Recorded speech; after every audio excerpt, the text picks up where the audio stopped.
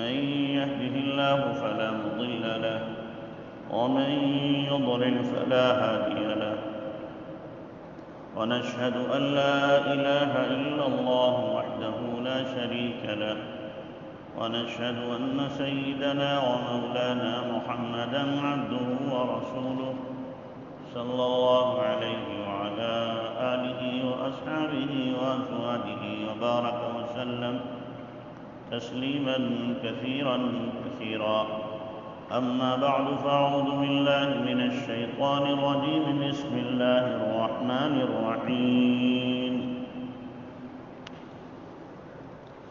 ومن أراد الآخرة وسعى لها سعيها وهو مؤمن فأولئك كان سعيهم مشكورا.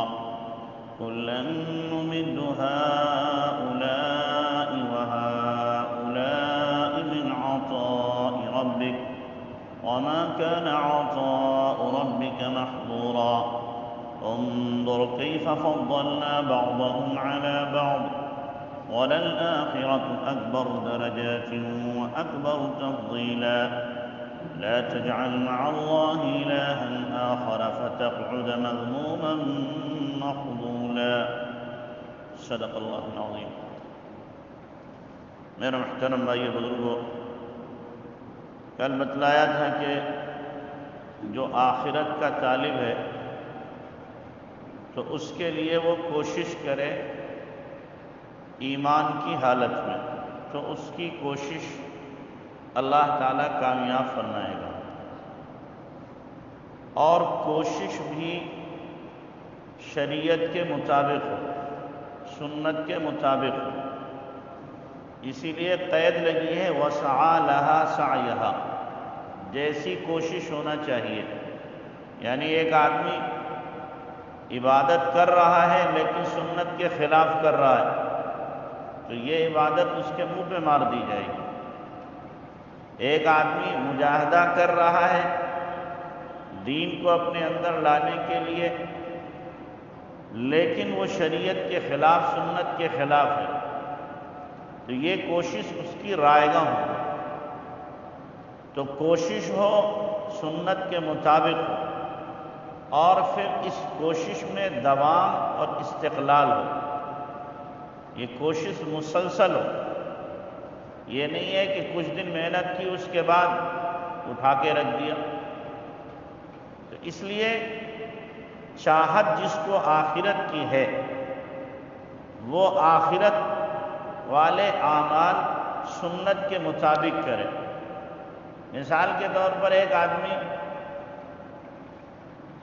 مغرب کی نماز پڑھ رہا ہے، اب وہ سوچتا ہے کہ مغرب کی یہ بے تکی 3 رکعتیں، لہذا ان کو 4 کر لو، یا 1 کم کر دو، 2 کر دو، تاکہ یہ جوڑ کی ہو جائیں.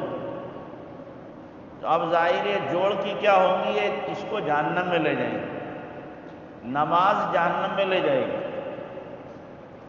ایک آدمی نماز پڑھتا ہے بڑے اخلاص کے ساتھ بند کمرے میں، کوئی دیکھ بھی نہ پائے، لیکن نماز پڑھ کب رہا ہے جب سورج نکل رہا ہے یا سورج غروب ہو رہا ہے.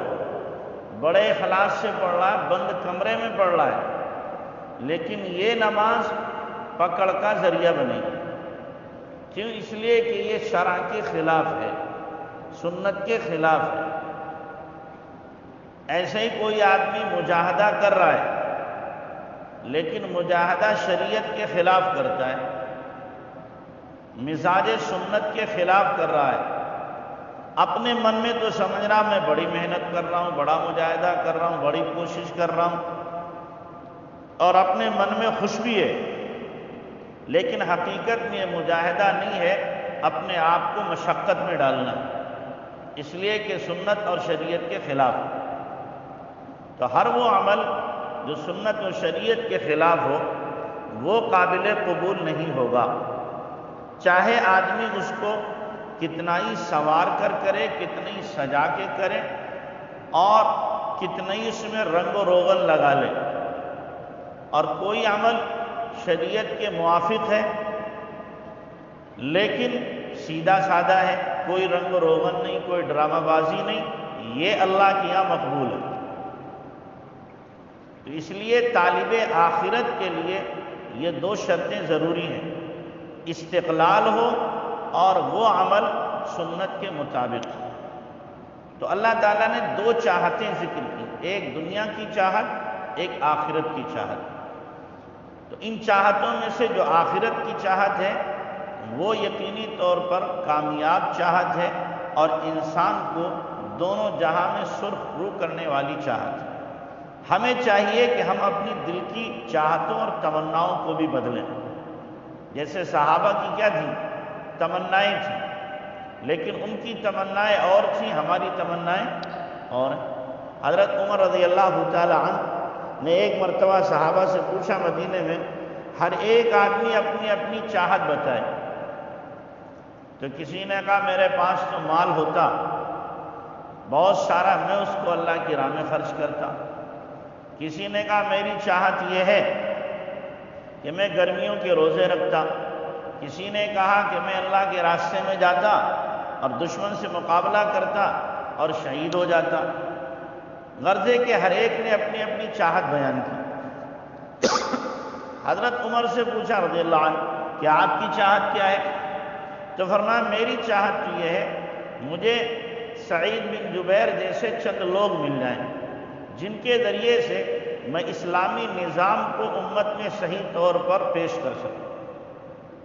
یعنی ایسے افراد مجھے مل جائیں جن افراد کی وجہ سے اسلام کو سمجھنا اور سمجھانا، اسلام پر چلنا اور چلانا کیا ہو جائے؟ آسان ہو جائے۔ یہ صحابہ کی چاہتیں۔ ہم سے اگر کہا جائے آپ چاہت اپنی بتاؤ کیا ہے، اپنی تمنا بتاؤ کیا ہے، تو نامعلوم کیا کیا تمنائیں ہمارے اندر جنم لے رہی ہیں اور پنپ رہی ہیں، وہی ہماری زبانوں پر بھی آ جائیں گی، انہی کا اظہار ہو جائے گا۔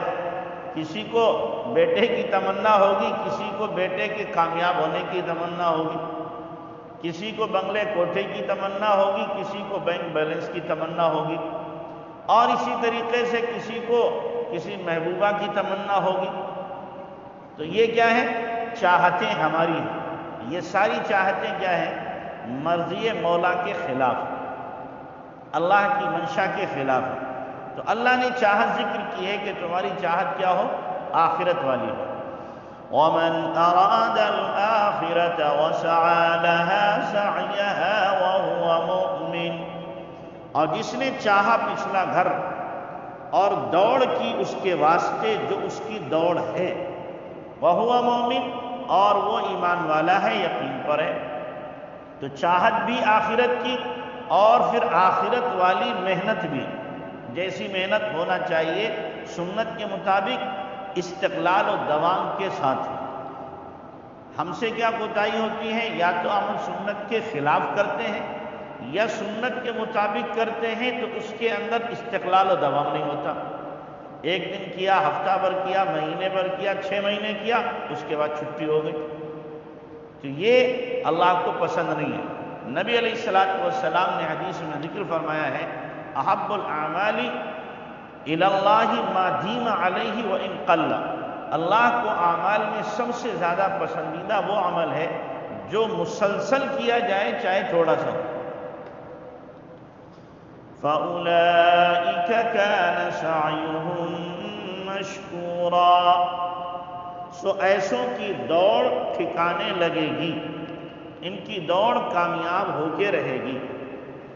كُلًّا نُّمِدُّ هَٰؤُلَاءِ وَهَٰؤُلَاءِ مِنْ عَطَاءِ رَبِّكَ، ہر ایک کو ہم پہنچائے جاتے ہیں ان کو اور ان کو تیرے رب کی بخشش میں سے۔ یعنی اللہ تبارک و تعالی ہر ایک کو دیتا ہے، دنیا والوں کو بھی دیتا ہے، دنیا کے طالب ہیں ان کو بھی مل رہا، آخرت کے طالب ہیں ان کو بھی مل رہا، اور اللہ تعالیٰ دنیا میں کسی کو محروم نہیں کرتا، اس کی روزی اس کو پہنچا دیتا ہے۔ وَمَا كَانَ عَطَاءُ رَبِّكَ مَحْظُورًا، اور تیرے رب کی بخشش کسی نے نہیں روک لی۔ اللہ جس کو دینا چاہے دنیا کی طاقت اسے روک نہیں سکتی، اور اللہ جس سے روک دے دنیا کا کوئی بھی طاقتور اسے دے نہیں سکتا۔ اللہ ہمیں عمل کی توفیق عطا فرمائے۔ سبحان اللہ۔